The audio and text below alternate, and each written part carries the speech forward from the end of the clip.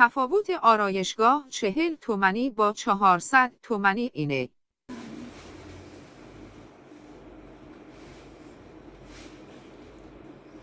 اذیت نیستی؟ خوبه.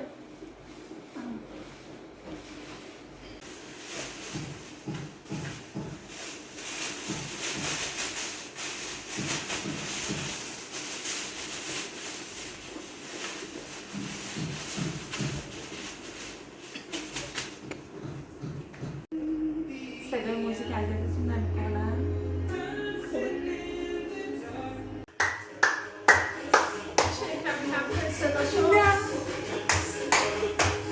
اینو نگه دارین جلوی صورتتون که میکاپتون خراب نشه.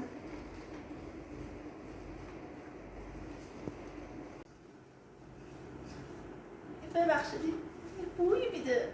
این چیز بوده، حشره کش بوده، شستم. چقدر قور